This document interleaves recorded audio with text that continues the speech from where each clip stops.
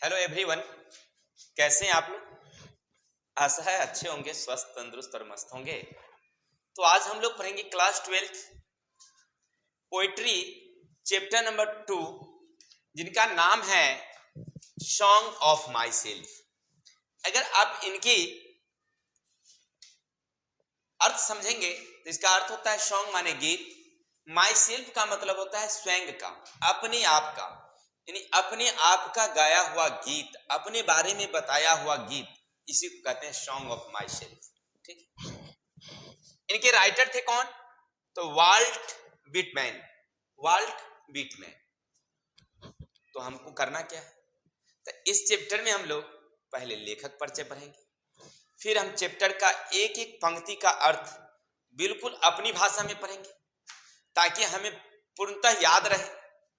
फिर इसमें जितने भी इंपॉर्टेंट एमसीक्यू क्वेश्चन बनेंगे वो भी आपके लिए आगे रखा गया है, बस ध्यान से सुनिएगा। हम हो सकता है तो बीच में भी आपसे पूछ सकते हैं।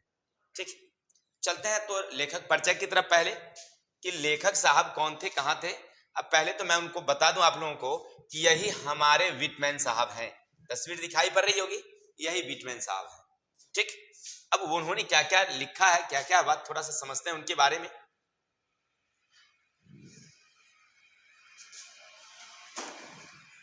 देखिए, एक्सरसाइज 2 पोइट्री का एक्सरसाइज 2 है। पोइट्री का एक्सरसाइज 2 है। शीर्षक का नाम है सॉन्ग ऑफ माई सेल्फ, यानी स्वयं का गाया हुआ गीत। इसके राइटर कौन है? Walt Whitman.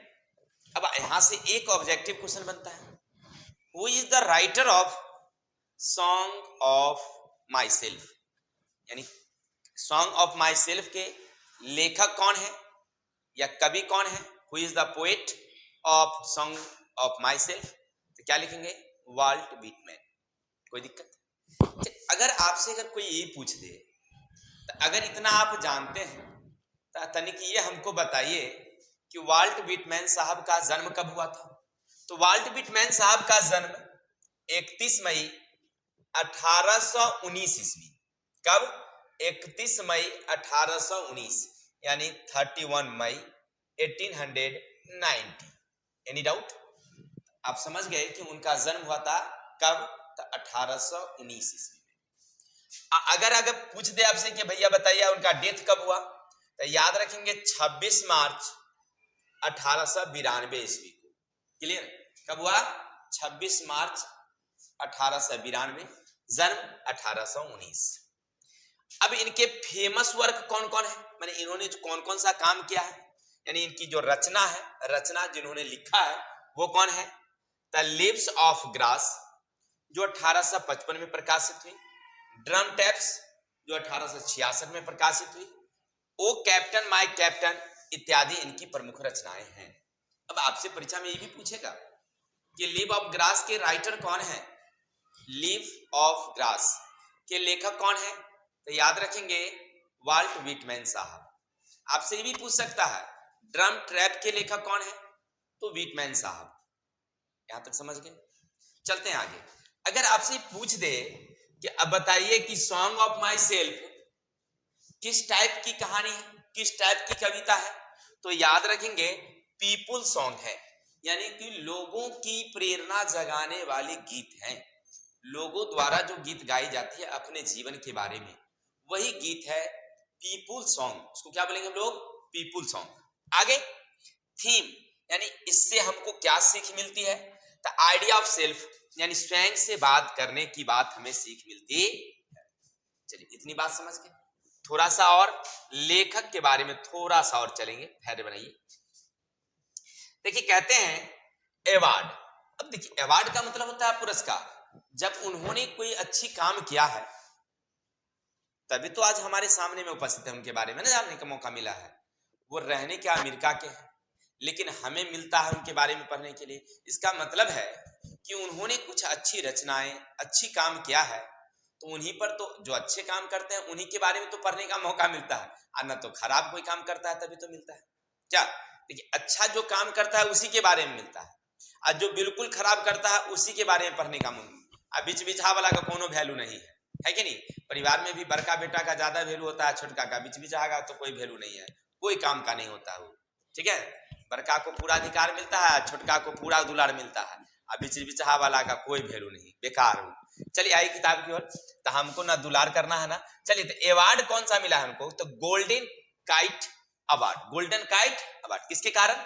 तो फॉर पिक्चर बुक इल्लुस्ट्रेशन, यानी इल्लुस्ट्रेशन नामक एक किताबें उन्होंने लिखी थी, जिनके कारण उन्हें गोल्डन काइट पुरस्कार मिला है।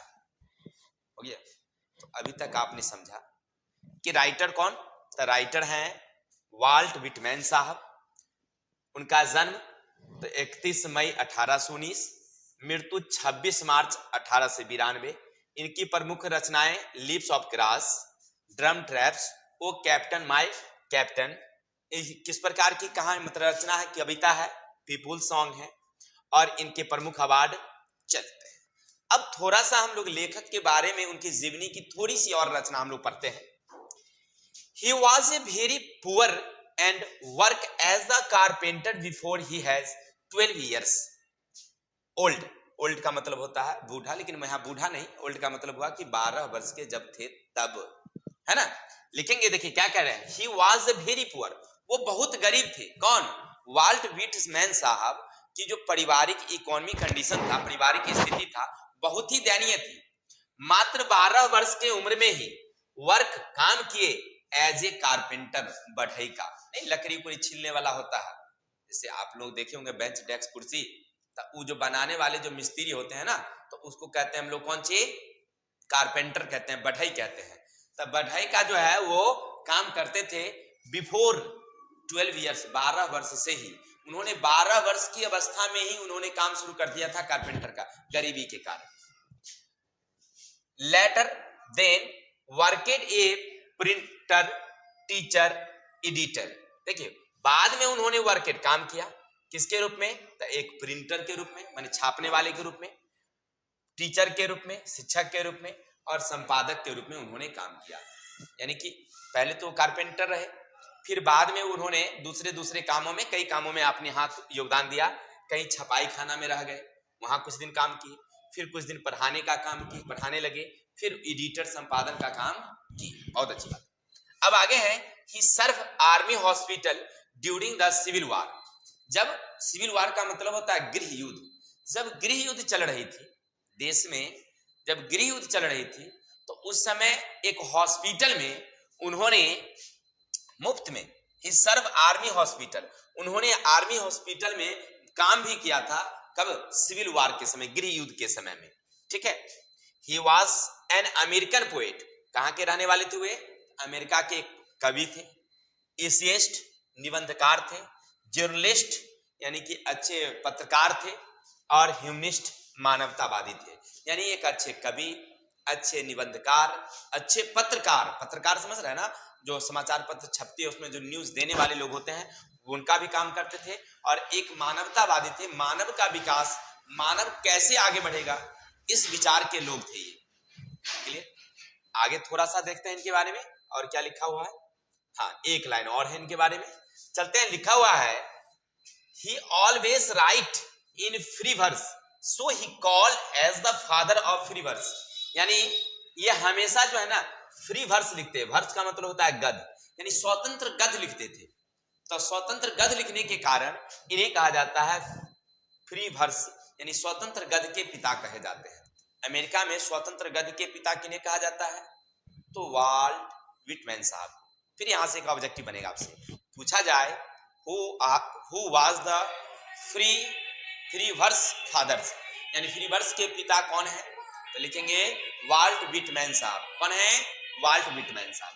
अब इतना जान गए हैं, अब आशा है कि इससे ज्यादा आपको, खास करके जो पोएट हैं, कवि हैं, उनके बारे में अब इससे ज्यादा आपसे नहीं पूछेगा, ऑब्जेक्टिव हो या सब्जेक्टिव हो। ऑब्जेक्टिव ही पूछता है, सब्जेक्टिव तो पूछता ही नहीं वहां से, लेकिन इससे ज्यादा नहीं पूछेगा। अब हम लोग पढ़ेंगे किसके बारे में? तो पोइट्री के बारे में, कि कविता में क्या क्या लिखा हुआ है। तो अभी तक आप देख रहे थे लेखक परिचय, यानी पोएट के जो परिचय हैं उनके बारे में। अब कविता में उन्होंने क्या लिखा है, हमने उनमें जो डिफिकल्ट वर्ड है वो भी आपकी सुविधा के लिए बगल में हमने लिख दिया है। अगर आप बाद में भी देखेंगे तो अच्छा रहेगा, नोट करते चलिएगा, अच्छा रहेगा। चलते हैं, सुनिएगा क्या लिखते हैं। आई सेलिब्रेट, मैं खुशियां मनाता हूं। सेलिब्रेट का मतलब होता है मनाना, खुशियां मनाना। जैसे नहीं, आप लोग जब कोई बर्थडे होता है या कौन वो क्या कहते हैं उसको, अन्य प्रकार के खुशी, तो उस माहौल में आप जाते हैं कैडबरी का सेलिब्रेशन लेकर के, नहीं 100 रुपया में 50 रुपया में सेलिब्रेशन आता है। तो सेलिब्रेशन से सेलिब्रेट, सेलिब्रेशन से सेलिब्रेट, यानी कि मैं खुशियां मनाता हूं। माई सेल्फ स्वैंग एंड सिंग, मैं गाता हूं। माई सेल्फ स्वैंग, मैं स्वयं खुशी मनाता हूं, स्वयं गीत गाता हूं।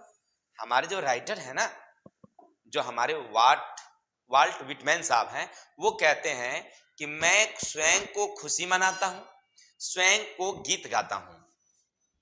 And what I issue you shall issue, and और व्हाट माने क्या, आई इशू, इशू का मतलब होता है सोचना, मनाना। यू शैल इशू, यानी कि मैं जैसा सोचता हूं, जैसा मैं मनाता हूं, वैसा तुम भी मनाओ। क्या कहते हैं कि मैं स्वयं को खुशियां मनाता हूं, स्वयं के बारे में गीत गाता हूं। तो कहते हैं कि जैसा मैं गाता हूं ना, वैसा तुम लोग भी गाओ। किसको कह रहे हैं? अमेरिका वासियों को कह रहे हैं। फिर कहते हैं for every atom belonging to me as good belong to you.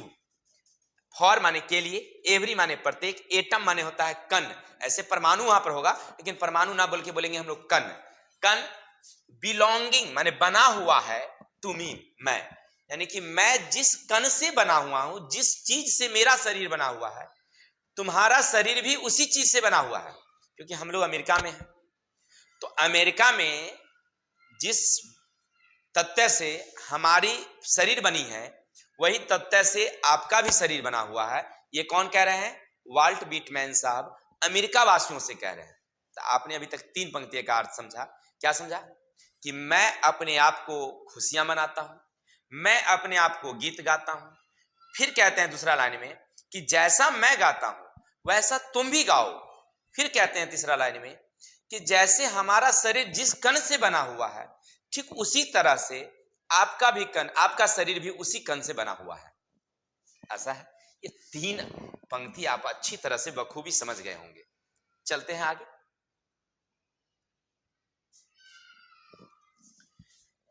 I loaf and invite soul, I loaf and invite my soul. Loaf का मतलब होता है घूमना या भटकना, और इनवाइट का मतलब होता है आमंत्रण, निमंत्रण। सोल माने आत्मा, यानी कि मेरी आत्मा ना भटकती है, और मेरी आत्मा जो है ना आप लोगों को आमंत्रण करती है। यानी कि हमारी आत्माएं, हमारी जो मन है वो भटकती है, हमारी आत्मा एक दूसरे को आमंत्रण करती है। फिर क्या कहते हैं?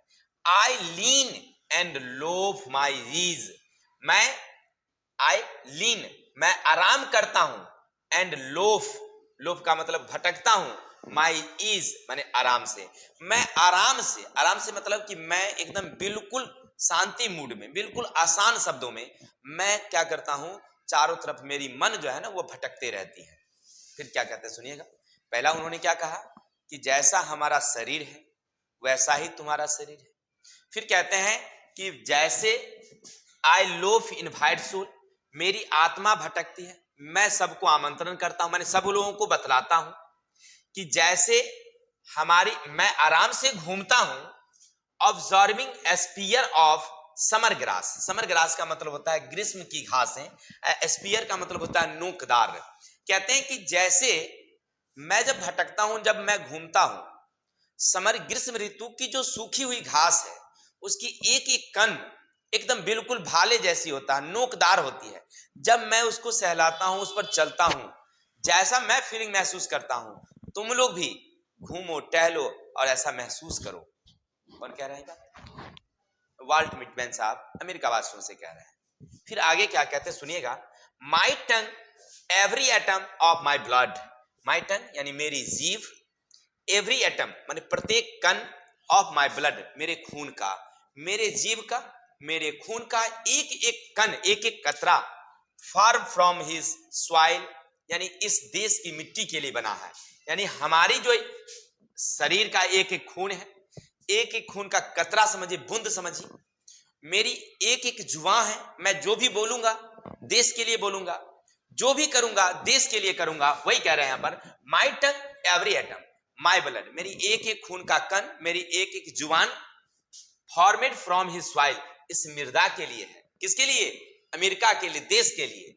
This air born here parents, this air, यह हवा वर्ण जलाती है, हेयर यहां, ऑफ पेरेंट्स, हमारे माता पिता का। यानी कहने का अर्थ वहां पर जलना नहीं, इसका मतलब हुआ कि हमारे माता पिता यहां जन्म लिए हैं। कहां?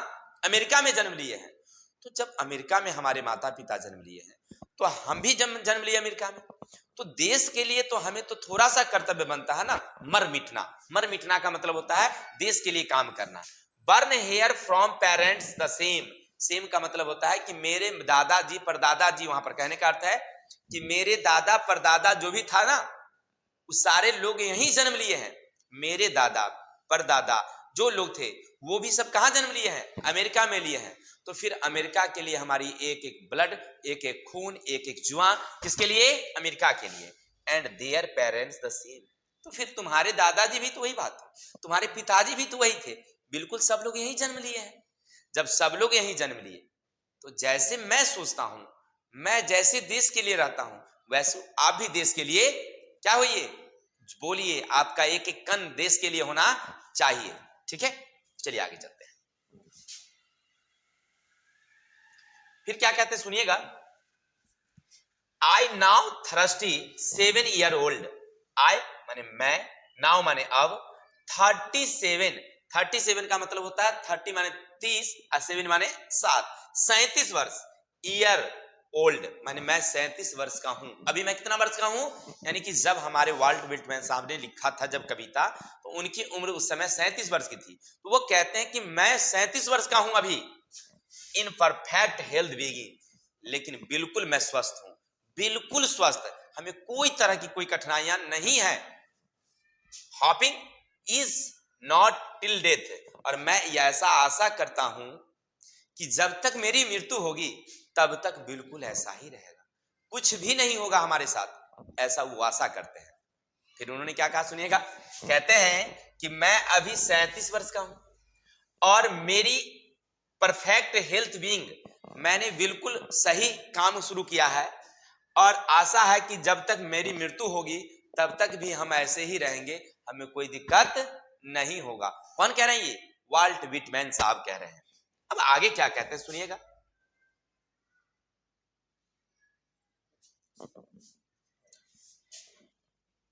किड्स एंड स्कूल्स इन एवेस returning back a while sufficient at what they are but never forgotten। ठीक, चलिए क्या कहते हैं, क्रिड्स माने होता है जाति धर्म, स्कूल्स माने अन्य प्रकार की जो धार्मिक चीजें हैं, एबेसमैन, एबेसमैन का मतलब छोड़ देना, यानी आप जाति धर्म को छोड़ दीजिए। वो कह रहे हैं कि आप अमेरिका के वासी हैं, हमारे दादा परदादा सब अमेरिका के वासी हैं, हमारी एक एक खून देश के लिए है, तो आपका भी वैसा ही होना चाहिए। और आप, हम जो जाति धर्म की बात अगर करते हैं तो उस सबको क्या कर देना चाहिए, हमें छोड़ देनी चाहिए। देखिए, क्रिड्स एंड स्कूल, स्कूल का मतलब विद्यालय नहीं, पढ़ाई लिखाई नहीं, यहां पर हुआ धर्म जाति, धर्म जाति की जो बातें हैं उसको हमको भूल देना चाहिए, छोड़ देना चाहिए। रिटर्निंग बैक ए व्हाइल सफिशिएंट, वही हमारे लिए सही है, वही हमारे लिए उपयुक्त है। At what they are but never forgotten, लेकिन मैं नहीं कहता हूं कि हमेशा के लिए भूल जाइए, देश के लिए भूलिए, देश के लिए भूलिए, जाति धर्म जो आप करते हैं करिए, कोई दिक्कत नहीं है, लेकिन जब देश की बारी आवे ना तो इस जाति धर्म को क्या कर जाइए, भूल जाइए कि हमारा भी कोई धर्म है, हमारी भी कोई जाति है। जब देश की बात, आन शान बान की बात हो, तो कौन कह रहे हैं ये बात? वाल्ट व्हिटमैन साहब कह रहे हैं कि आप फॉरगेटन, भूल जाइए ना, किसके? जाति धर्म को समय में। I harbour for good or bad permit to speak at every hazard, कहते हैं I harbour for good bad permit, मैं किसी पर विश्वास, देखिए आई हार्बर का मतलब होता है किसी पर विश्वास रखना, फॉर गुड समान के लिए, गुड गुड माने होता है अच्छा, और बैड खराब के लिए, आई परमिट मैंने आदेश, मैं अच्छे और बुरे का किसी पर विश्वास नहीं कर सकता। माने किसी पर हम विश्वास, क्योंकि देखिए कविता है माई सेल्फ, स्वयं के बारे में लिखते हैं, तो कहते हैं कि मैं किसी पर ना अच्छाई और बुराई का विश्वास नहीं कर सकता, और ना मैं आदेश देता हूं, स्पीक एवरी हैजेड, माने किसी संकट के समय किसी को इस तरह की बोलने का भी आदेश नहीं देता हूं, यानी देश के विपरीत में बोलने का भी मैं आदेश नहीं देता हूं। कहते हैं फिर आगे क्या कहते हैं सुनिएगा, to speak hazard nature without check with original energy, माने बिना, देखिए नेचर का मतलब होता है प्रकृति, विदाउट माने के बिना, चेक माने जांच, विथ माने से, ओरिजिनल वास्तविक, एनर्जी माने शक्ति, माने बिना शक्ति का, बिना किसी सोचे विचारे कोई भी शब्द बोलने का मैं किसी को आदेश भी नहीं दे सकता, और ना ही अच्छे बुराई का हम अलग करने की भी बात कर सकते हैं। ठीक है, समझ गए होंगे। तो ये थे हमारे वाटमैन साहब यानी वाल्ट विटमैन साहब का लिखा हुआ सॉन्ग ऑफ माई सेल्फ। थोड़ा सा मैं सुना दूं कब उनकी पूरी कहानी।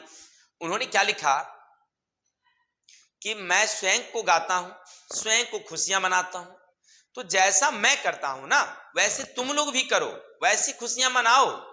फिर कहते हैं कि जब हमारे शरीर का, जिस चीज से हमारी शरीर बनी है वैसे ही तो तुम्हारी शरीर बनी हुई है ना, इसीलिए मैं अगर देश के लिए काम करता हूं तो तुम भी देश के लिए काम करो, क्योंकि हमारे दादा, हमारे परदादा, हमारे जो भी पूर्वज हैं सब अगर इसी देश में जन्म लिए हैं, तो तुम्हारे भी दादा परदादा तो इसी देश में जन्म लिए हैं ना। तो जैसे मेरा एक एक जुबान, एक एक शरीर का खून देश के लिए है, वैसे ही तुम्हें देश के लिए काम करना चाहिए।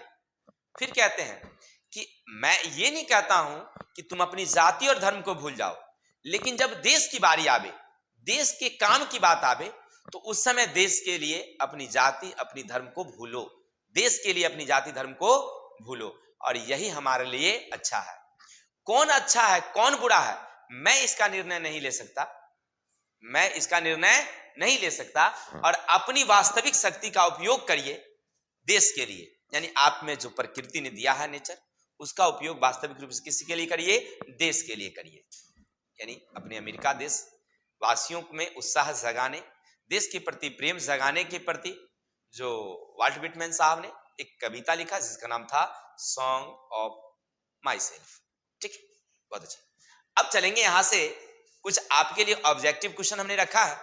अगर अभी तक आपने देखा है तो आशा है कि आप ध्यान से ही देखे होंगे, क्योंकि आपको भी चिंता है हमें एग्जाम देना है, तो ध्यान से ही सुने होंगे। अगर ध्यान से नहीं सुने हैं तो गलती तो आपकी है भाई, हमने तो बड़ी ध्यान से पढ़ाया था। अगर ध्यान से सुने हैं तो जवाब आप देते जाइएगा कमेंट में, ठीक है। चलिए देखिए एमसी क्वेश्चन नंबर 1 क्या कहता है, who composite leave of grass. Leave of grass के लेखक कौन थे, माने रचनाकार कौन थे। ऑप्शन क्या होगा, T S. Eliot, John Keats, Walt Whitman, Rupert Brooke. कौन होगा बताएंगे। अभी अभी हमने कविता पढ़ाई है वाल्ट विटमैन साहब का, तो जिनका कविता पढ़ेंगे उन्हीं के बारे में पूछा जाएगा, तो स्वाभाविक सी बात है एग्जाम तो है नहीं, यानी अभी आपको हमने पढ़ाया जिनके बारे में उन्हीं के बारे में पूछेंगे ना, तो क्या बताएंगे हम लोग, वाल्ट विटमैन, यानी ऑप्शन नंबर जाएगा सी। किसी को डाउट। चलते हैं question number 2। Whitman was dash poet. Whitman poet कहां के पोएट है, कहां के कवि हैं, Indian, American, British, none of these. कहां के हुए, अमेरिकन हैं। कहां के रहने वाले हुए, अमेरिका के रहने वाले। बहुत अच्छा। चलिए तो ऑप्शन नंबर क्या जाएगा, बी। अब चलते हैं आगे। Whitman was born. विटमैन का जन्म हुआ था कब, 1817, 1818, 1819, 1820। कब हुआ था बताइए। चलिए बहुत अच्छा, 1819, तो ऑप्शन नंबर जाएगा सी।